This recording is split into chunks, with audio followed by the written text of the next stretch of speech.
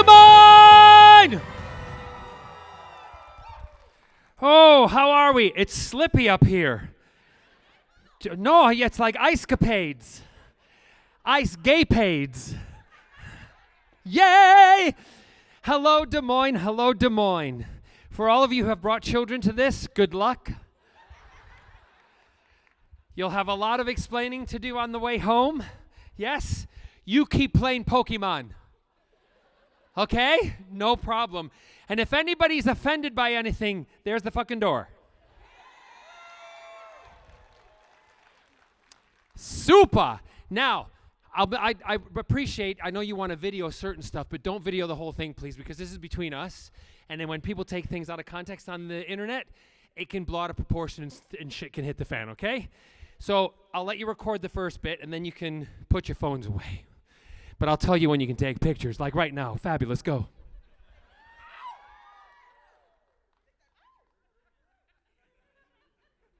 And then bring it down, and I'll e-sign it on your phone. $50. Next. Okay.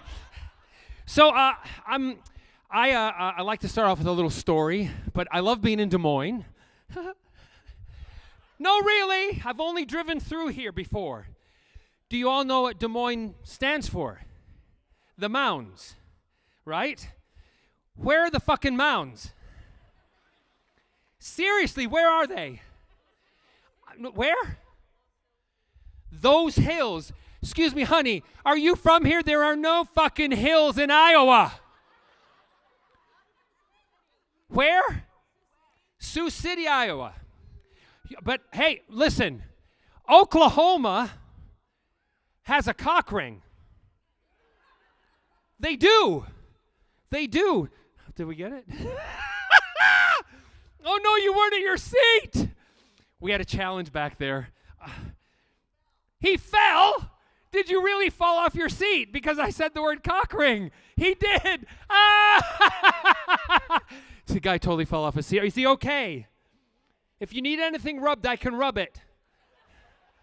The right way. I'm waiting. Oh, there's a cock ring there. Look. Seriously, Oklahoma City, there's a big thing called a cock ring, and it's a huge big circle. And I was like, do they know what they actually put in the middle of the street, right?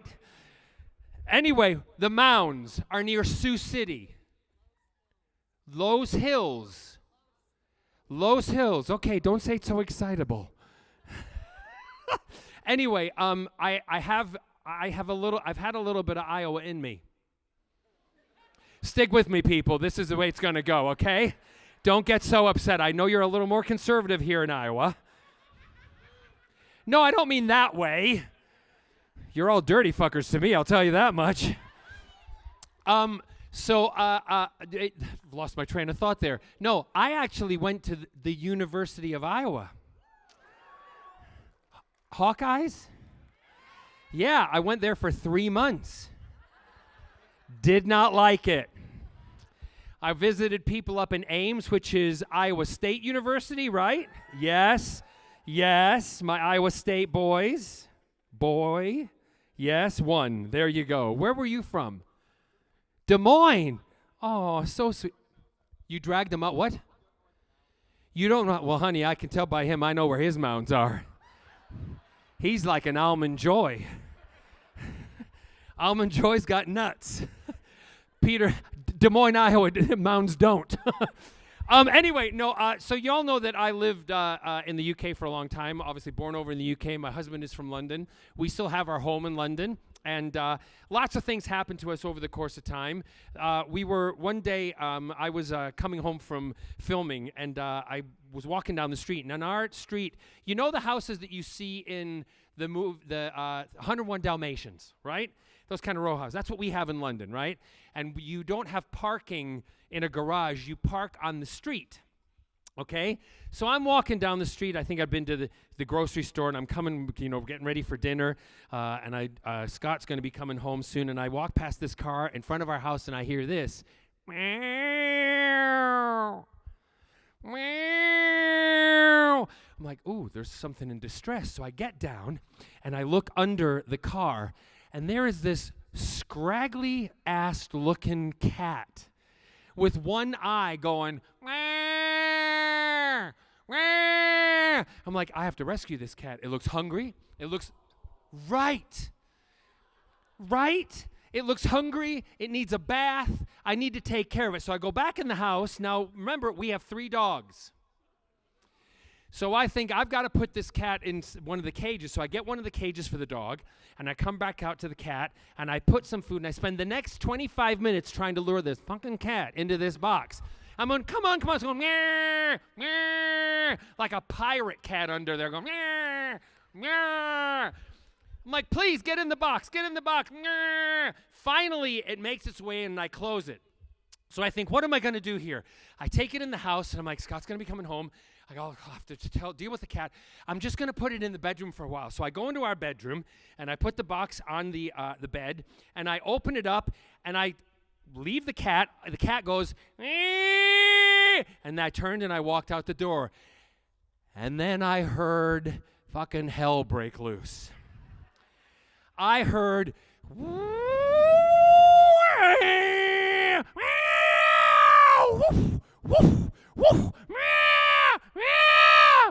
I thought, I'm just going to go make dinner. So left it, went upstairs. My husband, Scott, is on his way home. I know he's coming home. I'm getting the food prepared. I don't know what I was. Let's say I was making chili. So I'm chopping up the celery, and I'm chopping up the carrots. And Scott comes home. It's about, about an hour later. And he comes home, and I didn't tell him about the cat. No, I didn't. And all I heard was this. I'm home, honey. I went, okay. I'm just up here making dinner. The fucking cat. I hear the bedroom door open, and I hear, ah!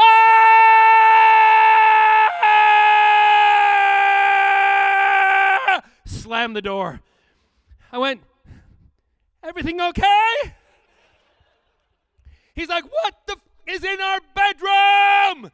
I come running down the stairs. I said, what's wrong? He said, there is a cat in our bedroom circling the entire room like the Tasmanian devil with one eye, meowing, while consequently shitting projectile shit all over the room.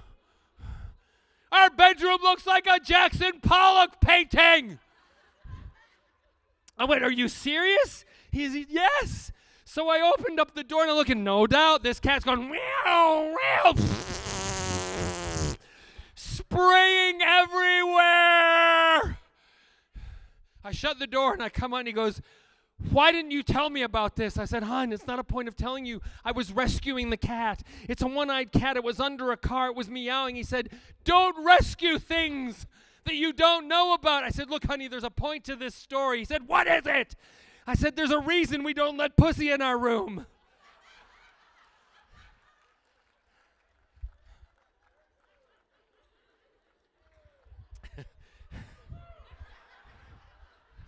Yes, that's the cat. It's the ah! It is. I love you. Oh, it's the one-eyed cat. But you know what's really hysterical? We somehow got the cat back into the box. Don't know how we lured it back in. And we took it outside, and we opened the door, and I'm like, too bad, cat, you're out. The cat ran down our steps, 4 doors down the street, and ran up the steps of the other house. That was where the fucking cat lived. Do you know the next day, the woman who lived in that flat, who we had never met, 20 years we'd never met her, she's walking down the staircase, and I walked by her stairs, her front stoop, and I went, we saw your cat yesterday, and it looked like it needed rescued. I'm sad about the one eye, and we brought it in to, she said, you touched my cat? I went, honey, you're lucky somebody touched that pussy now, I'm telling you. She said, don't ever touch my cat again. I'm like, I tried to help it. Ungrateful bitch. Anywho, would you like me to take off my cape? Would you like to see what's underneath? I think we need some music here. Oh, this is a little bit of Pony Club. Here we go!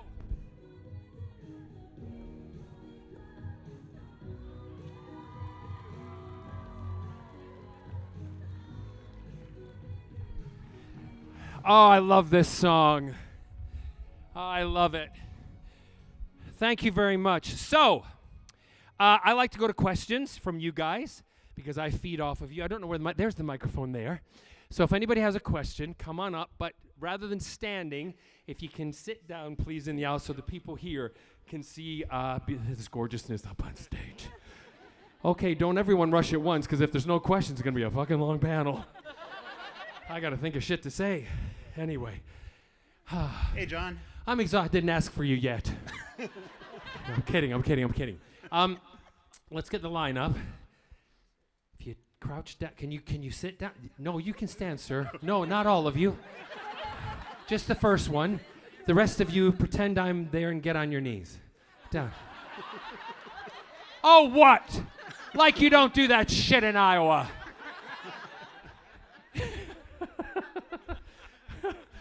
Go ahead, sir. All right.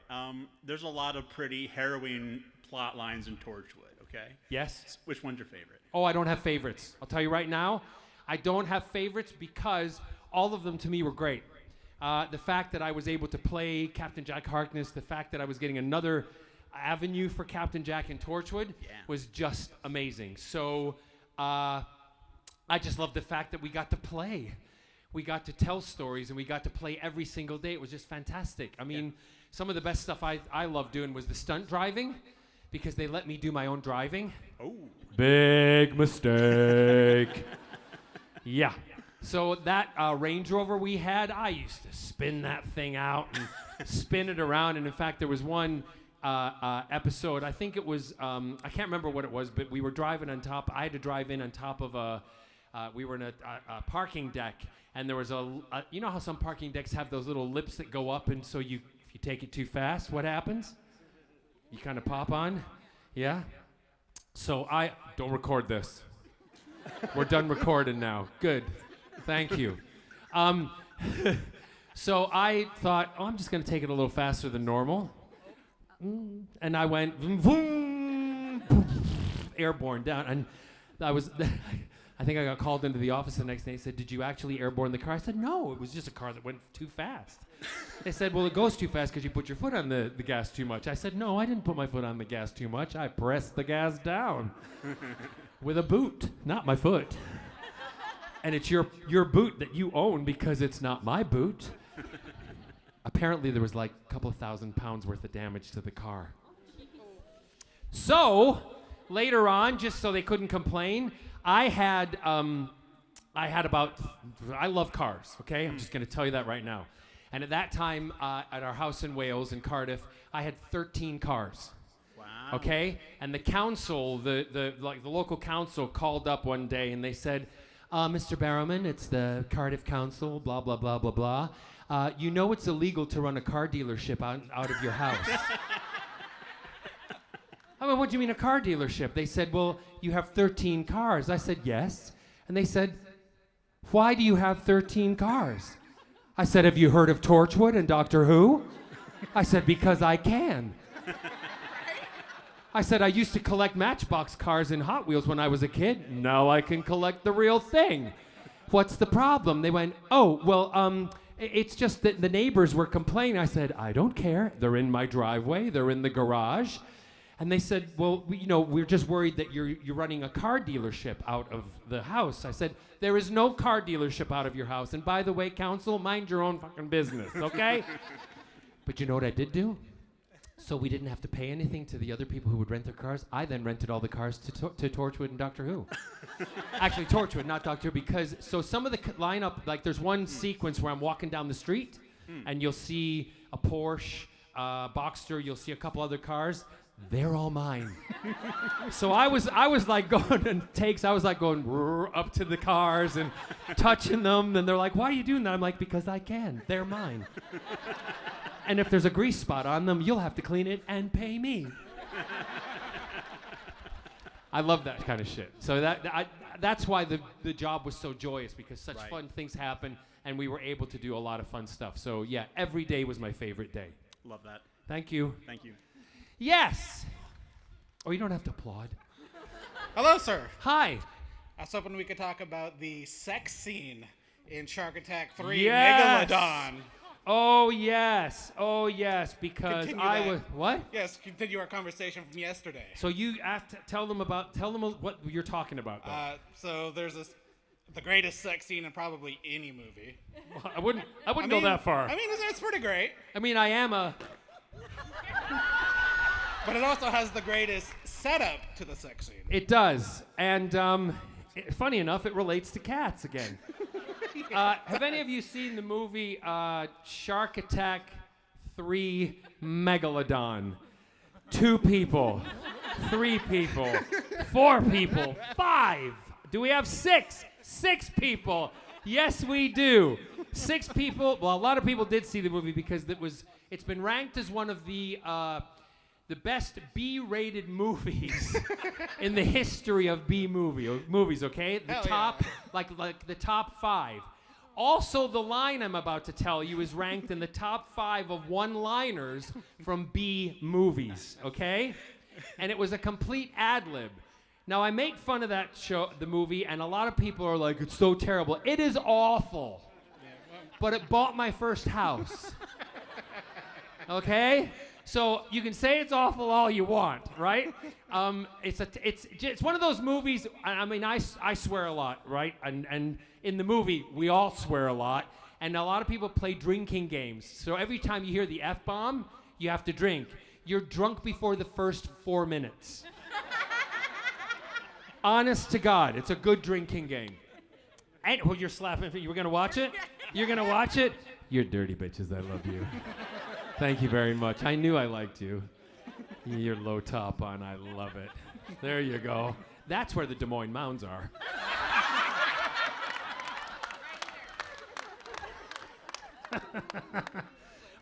So, I was working with a co-star who wasn't very, how would you say, expressive.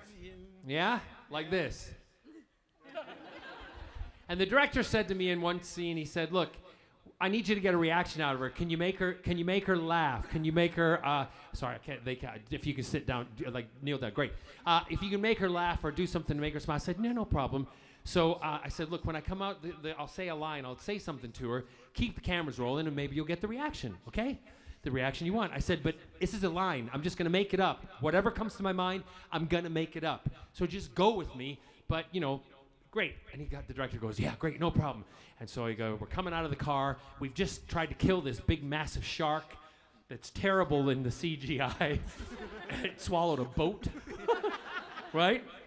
And we're getting out of the car, and I'm doing my, usual kind of like, my kind of husky voice acting, and I walk on, I say, yeah, whew, you might want to hold your ears for this one. I went, yeah, ooh, I'm kind of, I've forgotten now. Amped or? No, I'm kind of, Wired. Wired, that was it. Where I go, yeah, ooh, I'm kind of wired. Lean her up against the car and I say, what do you say I take you home and eat your pussy?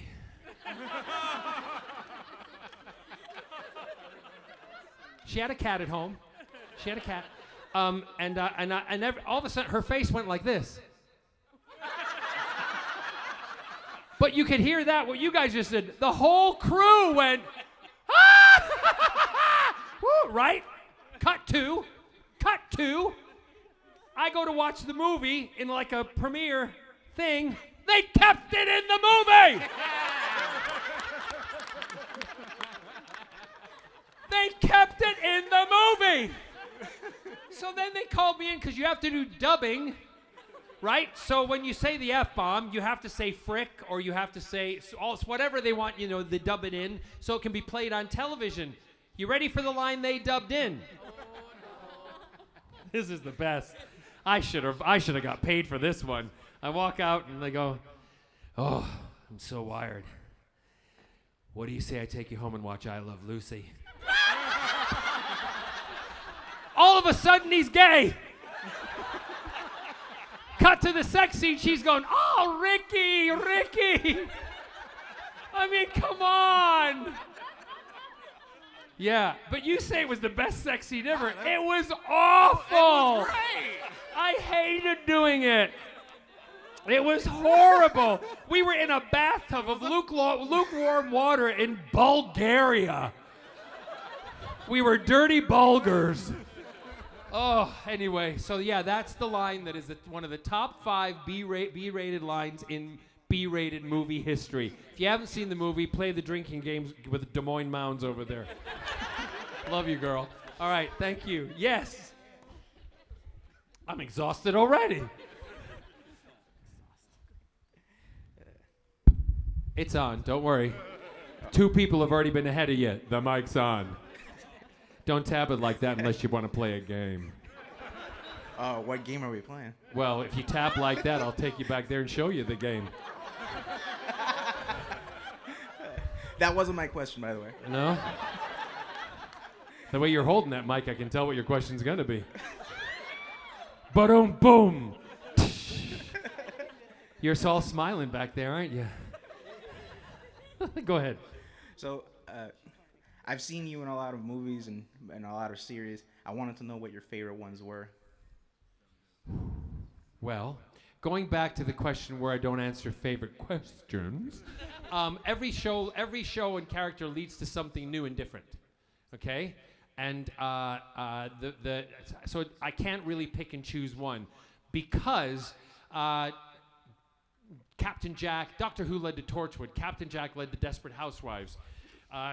Captain Jack also led me to Arrow. Malcolm Merlyn led me to other things and small parts in movies. When I was doing stuff in the UK, TV shows I did, I was asked to be in Zero Dark 30, all sorts of different things and different questions and things that are okay. Are you listening? Yeah. Okay. Go ahead. So I wouldn't say there's one favorite. Every one of them is a good one, and they all lead to different things. So yeah, there we go. Thank you. Yeah. Yes. So was Torchwood always planned, or was it just you got a call one day saying we want you for something else? No. Okay. When we started, what you guys know as the Eccleston Doctor Number 9. Which was the beginning of kind of it all over here, unless you are a true Doctor Who aficionado, and you go back to the days of public television, which I didn't know. Ready for this? I was told this today. History fact for Des Moines, that Des Moines PBS station was the first ever to play Doctor Who in the 70s in the U.S. Yes. So thank you, Des Moines, Iowa. So, lost my train of thought. See, I go off on these tangents. I go by, see you after you hit a certain age. Who's with me on this one? Right? So, what was the question again?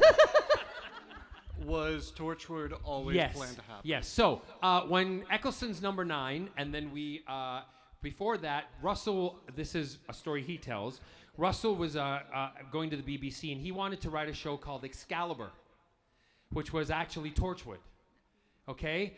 And that was the premise. It was going to be called Excalibur, like the Knights of the Round Table, and the BBC said, no, we don't want that yet.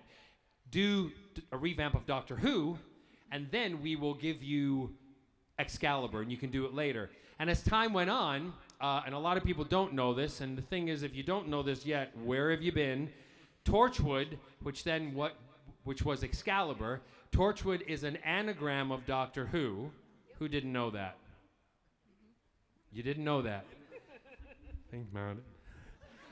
Yeah, boom, right? So look at the letters in Torchwood. It spells out Doctor Who. Funny that, isn't it? I'm going to fall in these heels on this floor. Either that or my... Never mind. Anyway, I just can't spin too much. So that was how it was planned. But I was doing Doctor Who, and everything was going great. And the first 5 episodes I was in with 9, when I read the script and it said that, Captain Jack dies, I thought, oh, shit, I'm done. And I was devastated, but I was like, oh, at least I had a good few episodes. And then I turned the page and it was like, and he comes back to life. And I was like, yes! I'm not dead! So then we had, they called me in for a meeting, and they said, look, Chris is leaving, and we want you to know because we're bringing in a new guy. His name's David Tennant. And, yes, thank you. Hold your horses. They were bringing in a new guy, David Tennant, and they showed, I saw a picture of him. I was like, oh, okay, doctor. And they said, he's going to be the regeneration. You're going to be in the regeneration sequence. You'll be there. And I'm like, great. That's like a kid fantasy of mine to watch the doctor regenerate. So they told me about that, and they said, but next season you're not going to be in it because we need to let David establish himself. Because Captain Jack has turned out to be such a powerful character that everybody loves, we don't want it to overshadow a new Doctor. I was like, great. They said, but you'll come back into Doctor Who, and then we are also going to be giving you your own series, Torchwood. I was like that. That was what I was doing inside, but I'm going, cool. Cool. And then the night, there was actually a night they told me that, which was the night of the London bombings, the bus bombings on 7/7, I think it was, yes. And I was doing a cabaret show in the West End, and I put a thing out to the public, and I said, look, I'm not canceling my show. A lot of West End shows are canceling. I'm not going to cancel my show. I'm going to give you extra time to get here because I'm not going to allow this to affect the way we live our lives. We're going to honor these people who died today doing something in the show, but we're still going to do the show. Everybody showed up, and that was the night that they actually confirmed to me that I was getting Torchwood, and it was a sad night, but also a happy night, because from that moment on, I couldn't tell anybody for 9 months. I told everybody you possibly could. And I was like, if you say anything, I will find you and I will fucking kill you. I told my husband, I told my mom, my dad, my sister, I told everybody who was important to me. I told family members, I told some of my best friends. And they're like, shut up, you're not getting your own show, Torchwood. I'm like, I am. Captain Jack Harkness, hello. Thank you. Hi. How are you? Good, how are you? I'm very good. Which do you prefer, doing like movies or like live theater? They're both different. Television, live theater, you get an initial, an instant reaction and the gratification of applause. And like doing this, I love doing kind of like stand-up-y kind of things because I get to feed off of you, and I don't have a plan. A lot of people come out here and they have a plan. I don't have a plan. I just go with it. So if I tank, I tank, right? If it's funny, it's funny. But that's why I think it's important to have this interaction. However, when you do, the one thing that I learned when I was, I'm what you call BBC trained, because I was actually trained as a presenter, which is a host to begin with. And I did my theater training in school. I did my schooling for that. I also trained as an actor. But when I went into television, it was for presenting, because the first job I had was in children's television. And I was... You laugh. But it was one of the highest rated TV shows of Saturday morning that I was involved in. It was called Live and Kicking, and it was 3.5 hours of live television. Live. Do you know how much I had to monitor myself? In rehearsals, when we run something, like when we'd go to play the cartoon or do something, I would get it out of my system. I'd be like, shit, so I wouldn't do it on camera. That's the way I got over that kind of stuff. Anyway, we were told when we did television, and even when you do serial television, like Doctor Who and Torchwood or any of the other ones, the American stuff, audiences don't get to know you until the second season. Because you're in their living room, they don't get to know you until you've done the first one, and then the second season, then you become a name. And I'll be honest with you, I used to leave the studio, the BBC studios, on a Saturday morning. I would finish at about 11:30. 11:30, because the BBC, nothing ever finishes on the hour or half hour, right? Because there's no commercials. So we'd finish like at 11:40 something, and I would then take myself to Oxford Street, and I would walk, because I was doing Miss Saigon at the time, and I would walk from the tube station at top of Oxford Street, all the way to the Theatre Row, Drury Lane, which is about 2 miles, and I would walk, just waiting to be recognized. I know, because I loved it. And when I was a kid, and I'm going to be honest, a lot of actors are like, I do it because of the craft. Well, so do I, but also, I had the idea, I wanted to be famous. Yeah? So I would walk down the street going,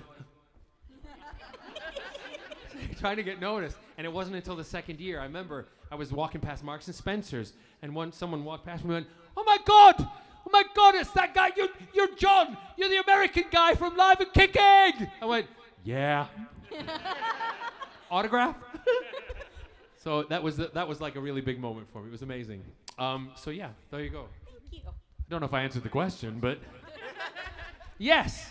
Hello. Hi. I have 2 Oh, questions. you got it, but any more questions, people? Because we got 3 left. That's not a lot. I got 2, actually. You got One 2. for You're me a and one for greedy my partner. bitch.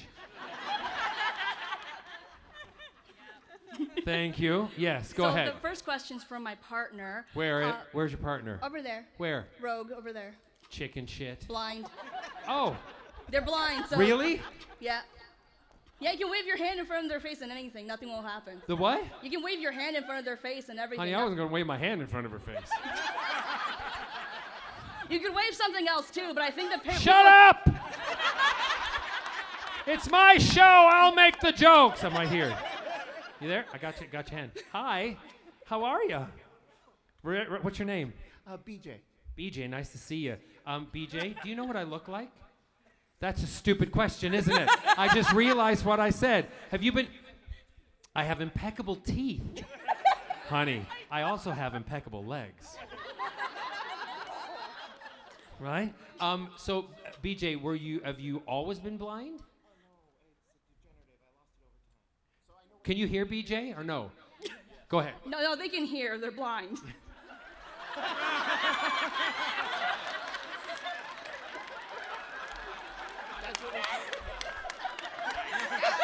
BJ, that funny bitch over there, the one who's making it can I go kill her?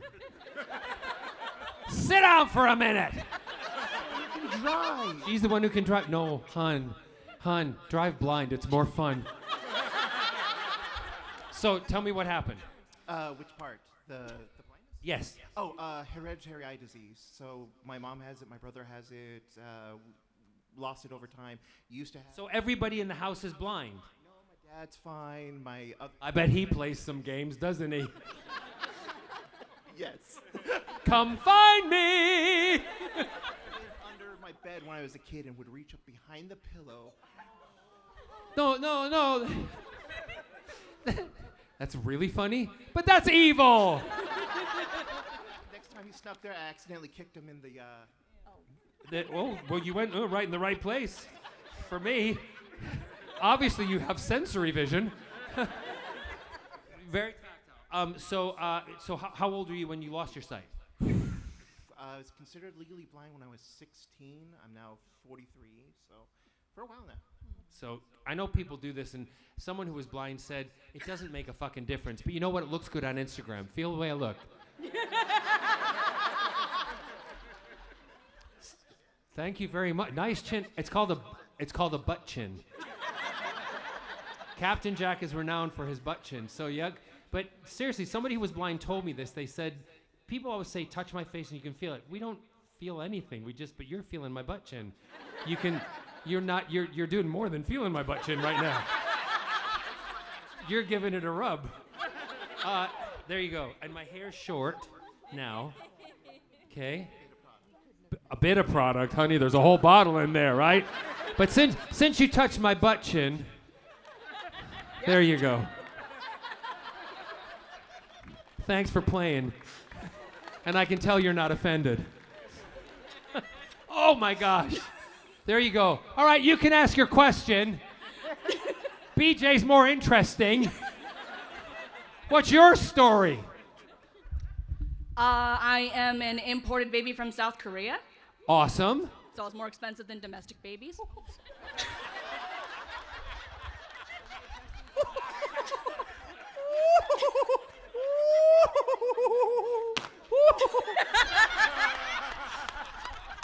Ooh, that's funny.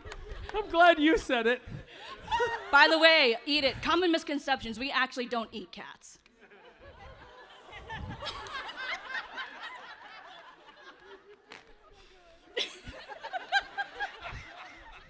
Who? Sorry. You know what's really funny? I just got that. I totally went to lesbianism.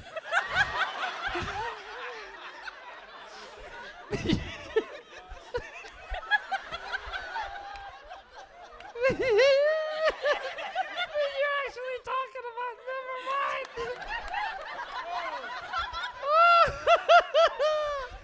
I'm taking you on tour with me, bitch. You're funny. And you can make all those jokes because I can't. Oh, I'm sweating now. Woo! Go ahead. All right, so the first question was, what was it like singing as the head stormtrooper in The Producers? Oh, awesome. All of you know what that is? Yeah, I got to sing Springtime for Hitler. I got to work with Mel Brooks, a great cast of people, and they saw me in a show, Anything Goes, in the West End. And they came to me and they said, look, we want someone, John, who has this style of singing in their voice, because not a lot of people can sing that kind of lyrical 40s, musical sound. I was like, okay, I'll do it. And obviously I was like, yes, I'll do it. And I remember being in rehearsals, and we were rehearsing in Brooklyn, New York. And we all decided to go out. Actually, I went to watch because I didn't have to do the big number with the rest of the group. And they started rehearsing in their costumes out in this big parking lot in Brooklyn. Nobody told us we were in a Jewish area. Right? I mean, come on, you couldn't have written it better for a film. And it's like a scene from the movie itself.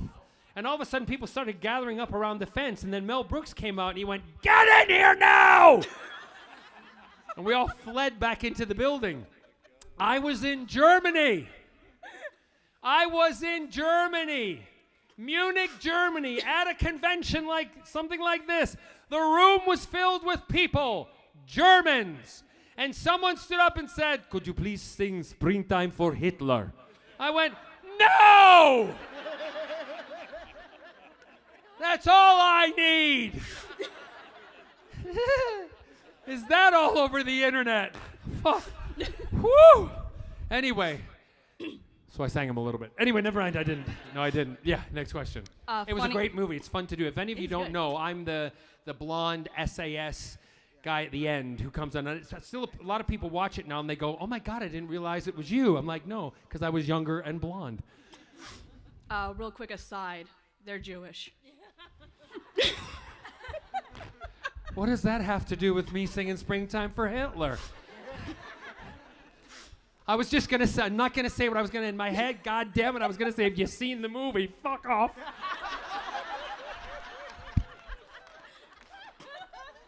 You've heard it.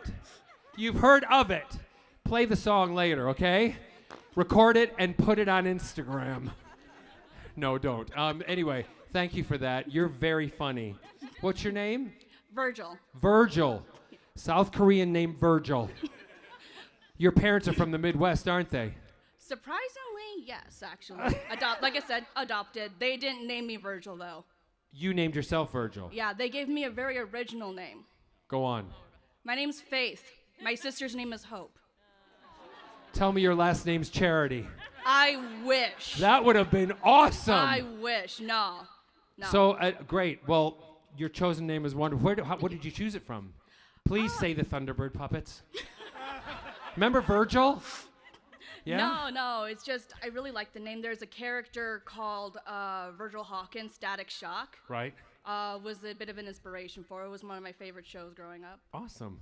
Also, I just like the way it sounds. Got like the Dante's Inferno vibe, you know? Listen to you. They're dirty, aren't they? Yeah. I like you. I took a shower yesterday. Took a shower yesterday. Thank you very much, Virgil. I love did you. have one more question, if you don't mind. Okay, go on then. Did you know, at what point did you know that your character, Jack Harkness, was potentially the face of Bo, a character that had appeared earlier? We knew, we get the scripts ahead of time. So we're filming one episode and we get another episode script when it comes out.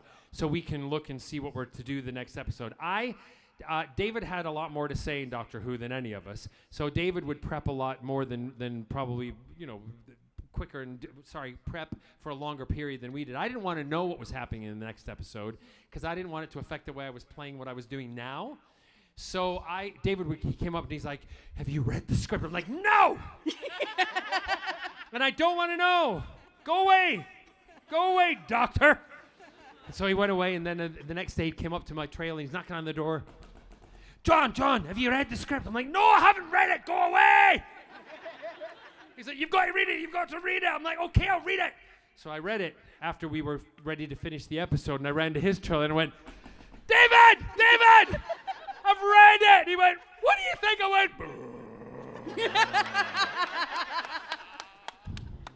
"It's me!" So the night the show aired, we're having a dirty pizza night, right? In my flat in Cardiff, and we're all sitting, we're having dirty pizza. And the BBC was playing, the show was playing, and I turned and I walked up, and at this certain point I walked up when I knew it was going to happen, and I opened the window of my the flat, a condo flat, and I opened the window, and they all looked at me and they went, what are you doing, John? What are you doing? David and Eve was there and a bunch of other people. They said, "What are you doing?" I said, "Well, I'm opening the window because I want to hear the nation's jaw drop." The face of Bo, they called me. What? Yep, amazing. Then I called Russell and I said, "What were you smoking?" Because the storyline then with Jack and the Doctor, I mean, come on. The Doctor thought Jack was not meant to be. I think he called, if I'm correct, Jack also called, the Doctor called Jack impossible, just like he later then calls Clara impossible. And he said, "You're impossible, you're not meant to be." And then you figure out that for billions of years, the Doctor has been going to Jack as the face of Bo for advice. And I just poked myself in the eye. Anyway, thank you very much. Appreciate it. Thanks for the laughs. Good fun, Virgil. Yes. Hey, Virgil, come here. There's a t-shirt for you.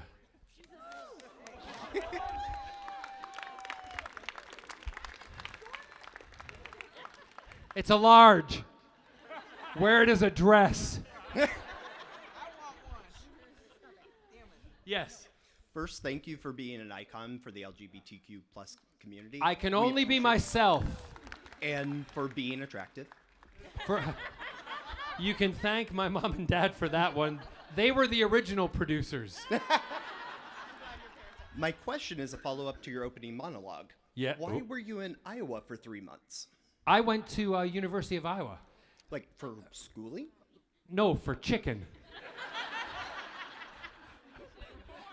For corn. I was learning how to shuck corn.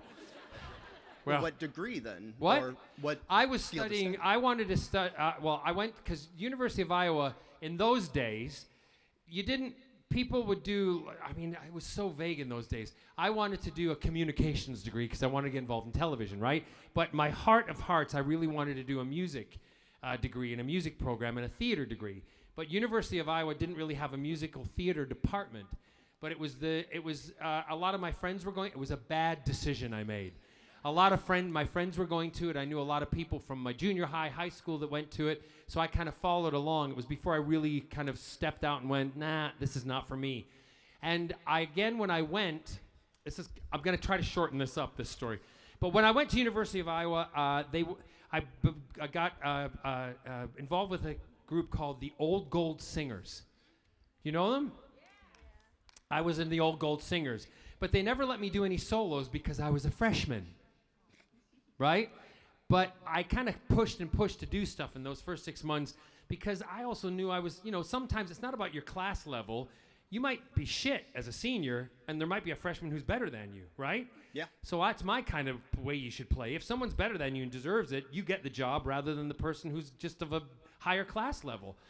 So anyway, cut to all these people from the university. They came to an audition in Chicago. We all went to go audition for Opryland. So we all stayed at my house in Illinois, in Joliet, Illinois.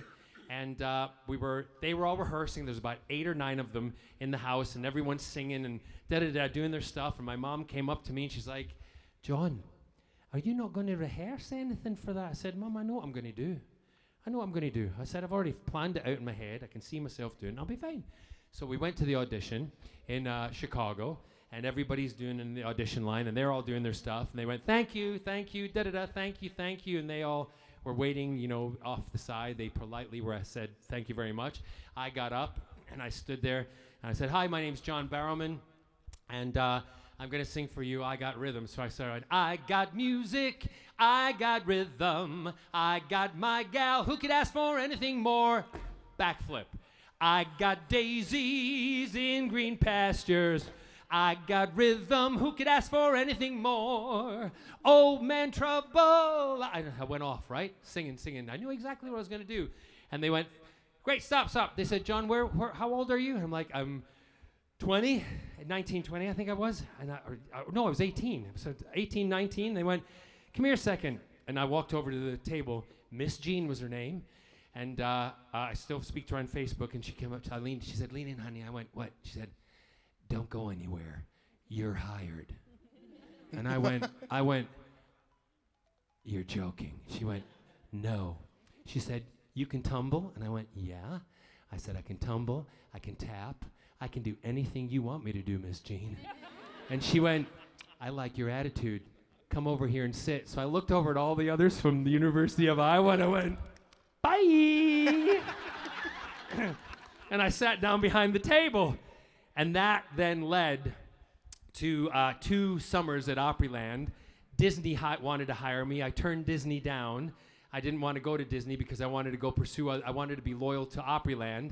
And the Disney guy called me, and when he was, because they flew me down, they let me see the show, and I flew to Disney, and they said, I said, unfortunately, I'm decided to go back to Opryland, and then I'm going to go continue my schooling at a school that will train me to be musical theater and to be an actor. And the Disney guy said, good luck to you, John. He said, because 9 times out of 10, people who turn us down always end up with their name in lights. And I was like, thank you. That's really lovely to say. Bye. And that was it. So that was why I was at the University of Iowa. A long way around it. Thank you. You're welcome. Did you go to University of Iowa? Don't tell me you were in the old Gold fucking Singers. Me? No. No, not you, him. Okay. No, I went to University of Northern Iowa as a music education minor. Oh, you did? Yeah. Good. What was your major? English education. And what do you do now? I install TVs.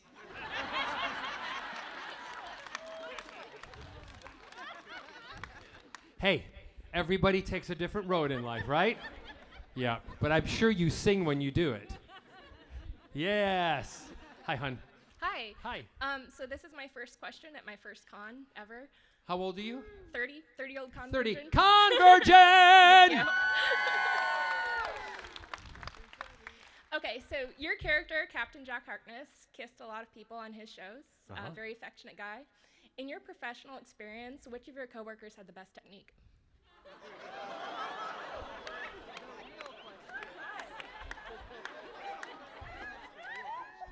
You might be a convergent, but you're a nasty bitch. And I love you. Who had the best technique? I'll tell you right now, when I used to do kissing scenes, hi. Ready for the spin? See the bevel? Old Gold Singers. Anyway, I used to always talk to people before we would do a kissing scene because I want to make sure people were comfortable, and we would, anything that we were doing, like in particular with Gareth, David Lloyd, we always had pretty intimate scenes, and there'd be times even when I would be rubbing his thigh like I was meant to be rubbing something else, but I always made sure that, look, I'm going to do it this way, and da-da-da, are you comfortable with this? And we always talked it out first, even in musicals. Lea Salonga, I would talk to her about how we were going to kiss in the sequence of Last Night of the World. And everything was cool. But I'd have to say, I didn't, now, you can correct me if I'm wrong on this. I argued with people at the last con. Did I kiss David in Doctor Who. Did I? I know I kissed him off stage. And he was very accepting. And if I had to say off camera, David is damn good. Okay? And if I had to say on camera, I'd have to say Gareth David Lloyd, who I had to kiss the most. There was one sequence, Gareth and I were doing a scene, and we were in the botanical room in Torchwood, and we had to do a scene where literally we were busted by Gwen walking in. We had to be making out. I had to have my hand down his trouser pant on his thigh and doing that, right? Rubbing his thigh.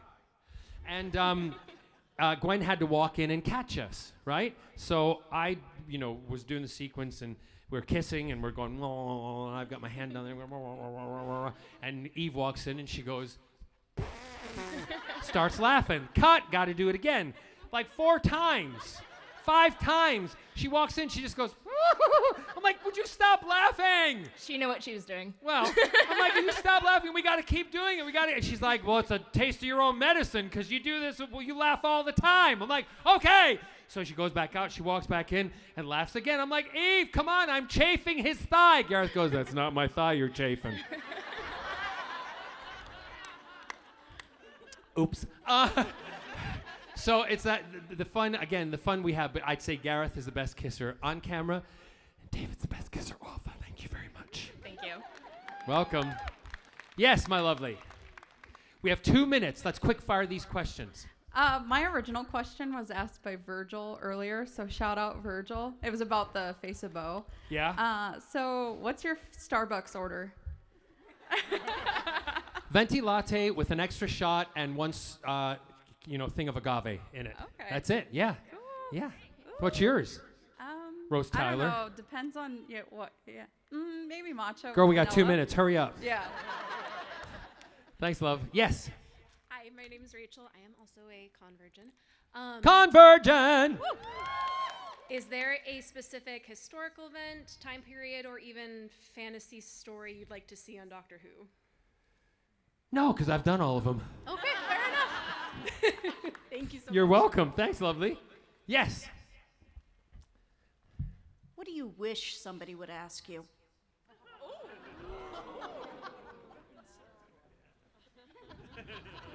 By the way, I got that communications degree from the University of Iowa. Did you really? Yes, I did. What do I wish someone would ask me? I don't have that right off the top of my head, but what I do tell people is when you have the opportunity to ask someone like myself, whether it's me or it's anybody else in a con, think of something that is just obscure because we love questions like that. We love, like your coffee. Who knew? Then you learn something about me, and you also realize that I'm not a... Yes, but I do have charisma, uniqueness, nerve, and talent. That's what we all should have. So don't read that in the wrong way, you dirty Iowa bitches.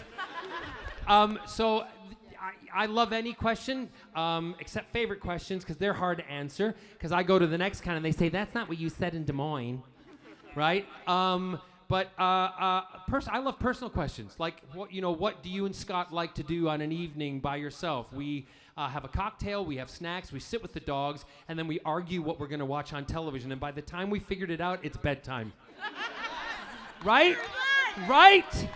So I tell him now, before we even start the day, I'm like, in the morning when we get up, I'm like, hun, we're getting up. I said, good morning, kiss the dogs. I said, figure out what we're watching on fucking television tonight. That's the task. So there you go. Thank you, lovely. Last one, my Shoes sweet. are beautiful, by the way. Thank you. They cost more than a Hyundai. Hello. Hi.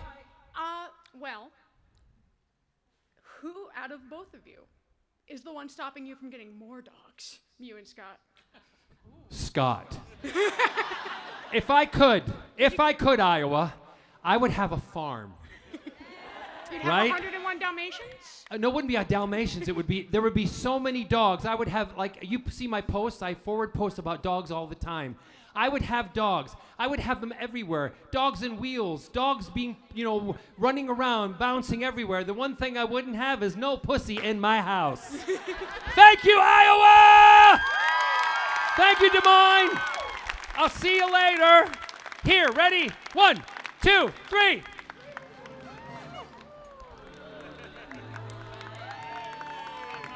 That's me! Keep your hands down!